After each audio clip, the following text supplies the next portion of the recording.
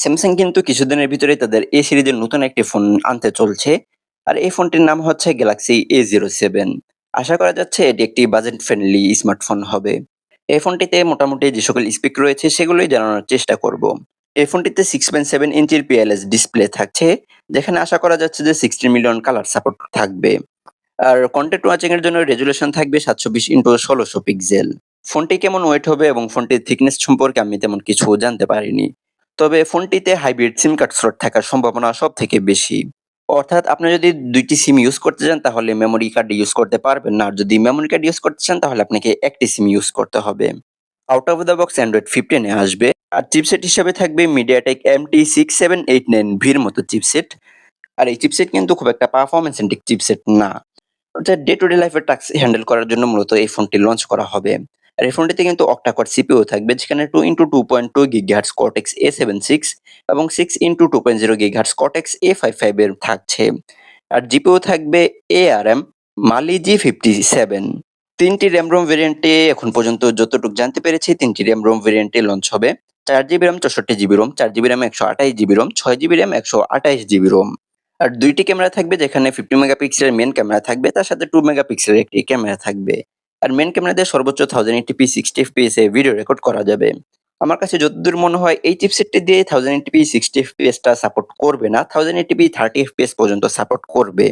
এখন দেখা যাক ফোনটি লঞ্চ হওয়ার পরে চিপসেট পরিবর্তন করে কিনা। কারণ বেশ কয়েকটি ওয়েবসাইট দেখছিলাম যেখানে কিন্তু MediaTek এর G সিরিজের যে সকল চিপসেট রয়েছে সেগুলো ইউজ করছে বলা হয়েছে। আর এই ফোনটির সেলফিতে 8 মেগাপিক্সেলের একটি ক্যামেরা থাকবে। এই ক্যামেরা দিয়ে 1080p তে ভিডিও রেকর্ড করা যাবে। সিঙ্গেল বটম ফায়ারিং স্পিকার থাকবে আর 3.5 mm এর হেডফোন জ্যাকও থাকবে। ডুয়াল ব্যান্ড ওয়াইফাই সাপোর্ট থাকবে এবং ব্লুটুথ ভার্সন হিসেবে থাকবে 5.3। NFC সাপোর্ট থাকবে না, তবে USB Type-C 2.0 সাপোর্ট থাকবে। ফোনটি সিকিউরিটি সিস্টেম হিসেবে থাকবে সাইড মাউন্টেন ফিঙ্গারপ্রিন্ট সেন্সর। এছাড়া এই ফোনটিতে অ্যাক্সেলেরোমিটার সেন্সর, প্রক্সিমিটি সেন্সর এবং কম্পাস সেন্সর থাকবে। তবে জাইরো সেন্সরটা থাকলে অবশ্যই ভালো হবে। আর ফোনটিতে ব্যাটারি হিসেবে থাকবে 5000 মিলিঅ্যাম্পিয়ারের একটি ব্যাটারি, যেটি মূলত লিথিয়াম আয়নের।